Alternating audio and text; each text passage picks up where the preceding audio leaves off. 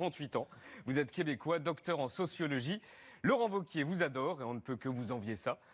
Vous êtes en train de devenir la référence intellectuelle de la droite française. On vous voit de plus en plus, par exemple, dans les médias français, genre dans l'émission politique de Léa Salamé, dans Réplique de Finkielkraut, dans la matinale de France Inter. Vous publiez ce livre, L'Empire du politiquement correct, et votre objectif numéro 1 est de réhabiliter le conservatisme. J'ai bien résumé? Je ne dirais pas que c'est mon objectif numéro 1, mais c'est un des objectifs. C'est un des objectifs. On commence par une question hyper basique. C'est quoi la différence entre conservateur et réac? Le réactionnaire rejette la modernité fondamentalement. Il la condamne dans son principe même. Le conservateur, et c'est mon cas, est sceptique envers la modernité. Il l'accepte, mais plutôt que de l'écrire à la manière d'un moderne progressiste avec un point d'exclamation, il propose un point d'interrogation. Et il dit la modernité c'est bien, mais inquiétons-nous néanmoins de la déconstruction des acquis, de l'histoire, de la mémoire. Donc il veut un principe d'équilibre dans la modernité. Il aime la modernité, mais avec modération. Donc, alors, pour résumer, conservatisme? Conservatisme égale un moderne modéré et sceptique. Réactionnaire? Anti-moderne. Votre définition du politiquement correct, est-ce que vous pouvez la lire? On va l'afficher, elle est dans le livre. Allez-y. Le politiquement correct est un dispositif inhibiteur ayant pour vocation d'étouffer, de refouler ou de diaboliser les critiques du régime diversitaire et de l'héritage des Radical 60s et plus largement d'exclure de l'espace public tous ceux qui transgresseraient cette interdiction. Alors, elle est beaucoup plus longue dans le livre, mais on va essayer de la décortiquer, cette définition. Mais d'abord, est-ce que vous ne pensez pas que parfois, le politiquement correct peut avoir une fonction positive? Je ne sais pas, moi, pour défendre les minorités visibles, les minorités sexuelles.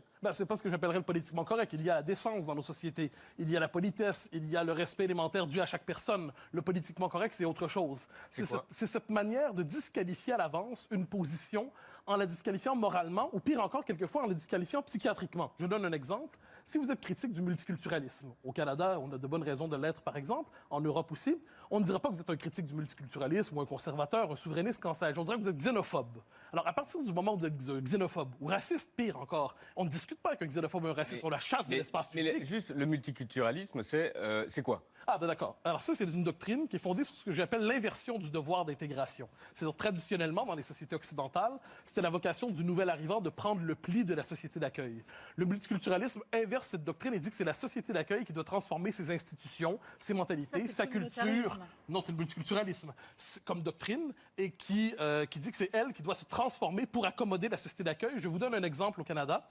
On s'est posé la question en 2015, est-ce qu'une femme peut prêter son serment de citoyenneté en niqab? Et la réponse des tribunaux fédéraux et de la classe politique fédérale, c'était oui. Pourquoi? Parce que on doit s'enorgueillir de cette diversité qui s'exprime, cette fois-là le niqab, qui confirme notre propre tolérance. Devant cela, j'ai tendance à croire qu'une société d'accueil a le droit d'imposer néanmoins des références, une culture commune, un nous qui s'inscrit dans l'histoire et auquel on peut s'intégrer. Encore doit-on vouloir s'y intégrer. Mais Asdine, tu voulais dire un truc? Oui, mais ces sociétés, elles accueillent pas que pour leur plaisir. Elles ont aussi accueilli une immigration pour construire les routes, pour leur intérêt. Donc, vous êtes en train de dire qu'on les accueille, mais avec les règles qu'on veut leur imposer. Je crois qu'une société d'accueil, par définition, peut imposer un cadre qui est celui du monde commun. On dit, vous êtes les bienvenus chez nous, mais voilà à quelles conditions. Et certains comportements, certains codes, certaines références ne sont pas compatibles avec notre univers mental. Le niqab en est un bon exemple, je crois. On pourrait en trouver d'autres. Pas du niqab. Vous parlez beaucoup du niqab, là je vous parle des... Oui, là vous parlez beaucoup du niqab. Je donne cet exemple parce que cet exemple-là que j'ai donné, on pourrait en trouver d'autres.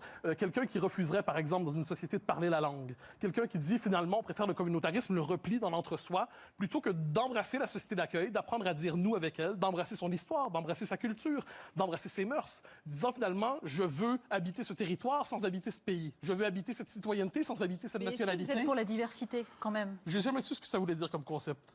Hein? La diversité, qu'est-ce que ça veut dire? Je vais vous donner un exemple. On me dit quelquefois, qu'est-ce que vous pensez de l'ouverture? Alors, le régime diversitaire, alors ça veut dire quoi? Vous en parlez dans le livre. Voilà. Alors, quand on dit... Sachant que diversitaire n'existe pas dans le DICO. Mais on va l'ajouter dans quelques années, ne vous inquiétez pas. Alors, quand je dis régime diversitaire, ce que j'entends par là, c'est justement ce refus d'avoir un monde commun noué dans l'histoire et la culture et la langue, je le redis. Et quand je dis que la question de la diversité, parce qu'il faut y revenir, je trouve que c'est un slogan de vous et moi. Tout comme le slogan de l'ouverture à l'autre. Moi, quand on me dit, êtes-vous favorable à l'ouverture à l'autre? Je dis, mais de quel autre s'agit-il? Tous les autres ne sont pas interchangeables. Un Québécois n'est pas un Canadien, un Français n'est pas un Allemand, un catholique n'est pas un bouddhiste. Et faites la liste pendant longtemps. Donc, première question, ouverture à l'autre. Deuxièmement, ouverture à combien d'autres? Parce qu'on peut facilement intégrer une personne, 100 personnes, 1000 personnes. Ensuite, à partir d'un certain seuil, il est plus difficile d'intégrer. Or, la condition première, me semble-t-il, de l'avenir de nos sociétés, c'est conserver une cohérence qui leur permettra ensuite d'intégrer, de tendre la main, d'ouvrir la porte. Alors, vous parlez de récit médiatique. Ça veut dire quoi? Ben, dans nos sociétés, globalement, l'espace public, il est construit autour d'une trame dominante. Et à partir de là, il y a des acteurs politiques fréquentables ou infréquentables, modérés ou radicaux, humanistes ou sulfureux, intellectuels admirables ou polémistes inquiétants. Et ce qui m'intéresse dans ce livre-là, c'est comprendre comment fonctionne le récit médiatique. Comment peut-on distinguer un fréquentable d'un infréquentable, un modéré d'un radical? Quels sont les critères implicites qui structurent le récit médiatique? Je cherchais à comprendre ça en 300 pages. Et vous avez trouvé? J'espère. Et donc, mais dites-nous. Fondamentalement, je crois que le code de l'époque, le code de respectabilité médiatique, c'est l'adhésion à cette espèce de récit diversitaire qui consiste à applaudir quelles que soient les minorités émergentes dans l'espace public sans qu'il ne soit possible de poser de questions. Et quiconque pose des questions est tout de suite transformé en figure infréquentable, inquiétante, en polémiste. Souvent, je reviens sur cette catégorie parce que qu'est-ce que c'est un polémiste? C'est quelqu'un qui cherche la querelle pour elle-même. C'est un esprit querelleur. Donc, il y a cette espèce de récit médiatique qui s'impose à nous et qui nous dit embrasser le multiculturalisme, chaque nouvelle avancée du féminisme, que ce soit l'écriture inclusive, par exemple, embrasser inévitablement, dans ce cas-là, la marche des enfants tout récemment, embrasser inévitablement tous les signes qui viennent, d'une certaine manière, contredire la société d'accueil, la société de référence. Et si vous embrassez ça, vous demeurez un respectable. Sinon, on commence à s'inquiéter de vous. Et là, il y a tout un vocabulaire intéressant qui s'ouvre. On dira, vous avez peut-être dérivé. Ou mieux encore, vous avez dérapé. Ça, c'est mon concept préféré. Parce que la notion de dérapage... Et pour vous, Zemmour ne dérape pas?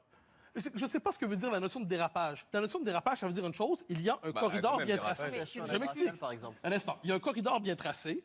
Et là, ensuite, on peut, si on s'en éloigne, apparaissent les contrôleurs idéologiques, les contrôleurs de circulation idéologique qui donnent une contravention. Et là, vous dit la loi. La loi. Mais la loi, évidemment que la loi... Il a été condamné, Éric Zemmour. Il a été condamné sur des propos précis. D'accord, mais c'est ce que je voulais vous dire sur Zemmour. Mais vous dites qu'ils ont le texte de dérapage. Non, je dis c'est que... Alors qu'en fait, il a été condamné. Zemmour, c'est un bon exemple. Une chose qui est intéressante, c'est plutôt que de le lire, plutôt que d'écrire. Parce qu'il y a quand même une œuvre, Zemmour. Il a écrit quand même beaucoup. Je veux dire, depuis ses premiers livres, de la fin des années 90 jusqu'à aujourd'hui, c'est une œuvre. On peut aimer ou non, mais on peut d'abord en tout la connaître. Si on décide à l'avance de dire on colle l'étiquette, donc xénophobe, raciste, infréquentable, qu'en sais-je, il n'est plus nécessaire d'aller lire. Il n'est plus de savoir ce qu'il a à dire parce qu'on sait à l'avance, on lui a accroché un panneau, hein, attention, chien méchant. Donc à partir de là, il aboie, il est dangereux, on doit s'en méfier, tenez-vous-en loin. Or, me semble-t-il que dans nos sociétés... Quand on lit, c'est parfois pire. Hein. Non, mais c'est parfois intéressant. Et je crois que dans nos sociétés, et ça c'est une conviction forte que j'ai, conservateurs comme progressistes, libéraux comme, choisissez la catégorie que vous voulez, conservateurs ou réacs, Jean Cansèche, ils doivent se reconnaître une légitimité mutuelle. C'est-à-dire qu'une société qui ne serait que conservatisme serait étouffante. Elle serait muséifiée. Elle serait renfermée. Une société qui ne serait que progressisme serait désincarnée, délétère. Me semble-t-il qu'on doit être capable de réconcilier sans les unir une fois pour toutes. Et vous sont contradictoires. Vous trouvez qu'il n'y a pas un équilibre dans les médias? Non, je ne pense pas. On a l'impression quand même de voir pas mal de réacs à la télé. Vous savez, ça c'est... Autant que de bien-pensants. Bien franchement, je ne crois pas. Parce que pendant si longtemps, le progressisme a été dominant médiatiquement qu'il suffit de voir 1, 2 ou 3 conservateurs au réac pour qu'on dise « Ah là là, ils sont partout ». Mais vous parlez de réconciliation et vous citez des noms de gens qui divisent.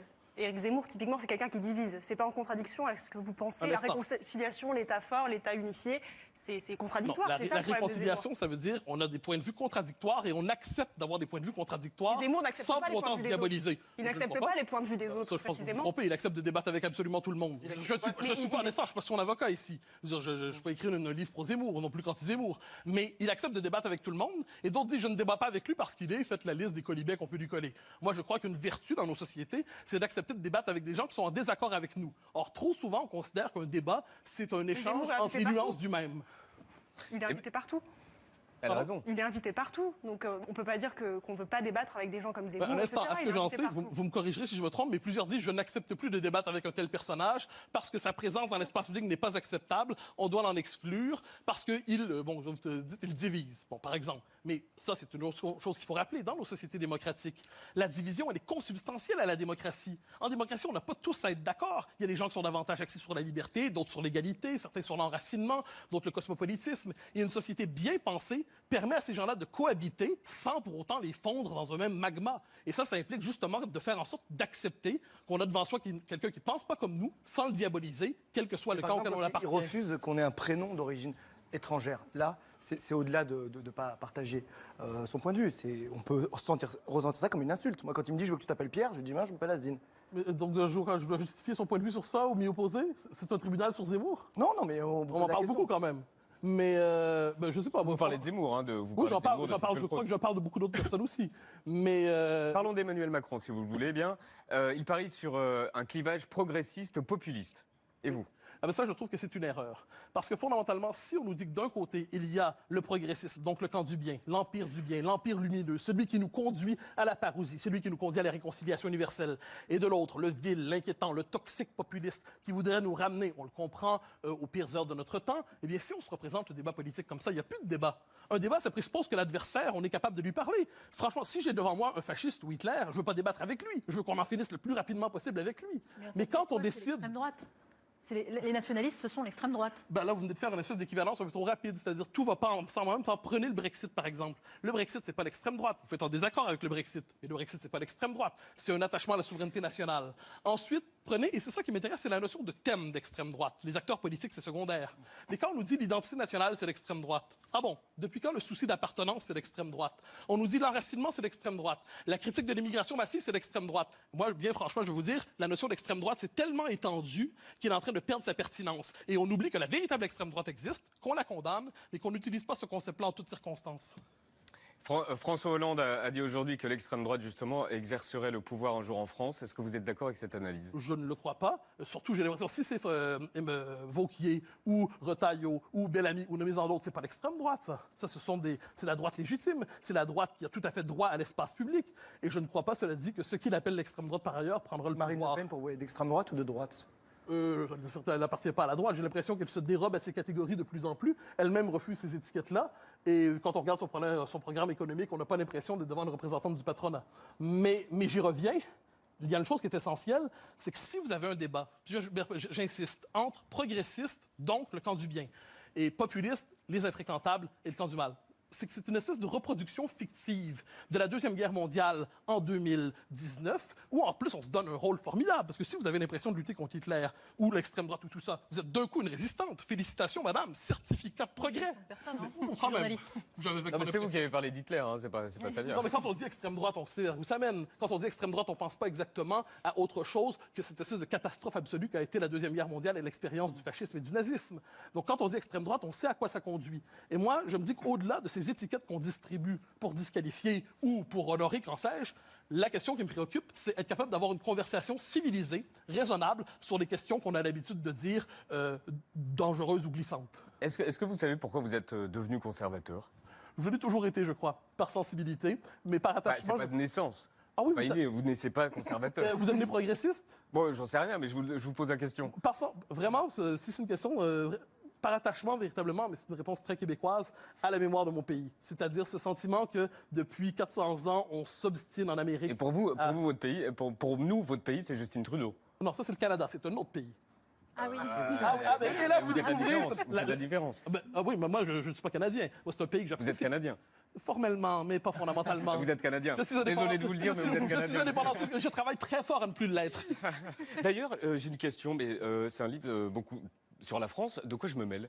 Repli sur soi, fermeture à l'autre. Pas du tout, de quoi je me mêle? Ah non, pas du tout, ce n'est pas que sur la France, c'est sur la Grande-Bretagne aussi, c'est sur les États-Unis, c'est sur la France, c'est sur le monde occidental. Après Zemmour, Et tout ça, il y a on d'autres vous intéresse beaucoup. La France, vous savez, les Québécois ont un rapport passionnel avec la France, tout le monde rapport naturellement intéressé à la France. C'est la mère patrie, on disait ça autrefois. Et vous me permettrez d'avoir une tendresse particulière pour votre pays, et même de croire que d'une certaine manière, c'est aussi, sur le plan du sentiment, le mien. Merci d'être venu discuter avec nous. Merci Mathieu Bock-Côté, l'Empire du politiquement correct. C'est aux éditions du Cercle. Merci beaucoup. Merci.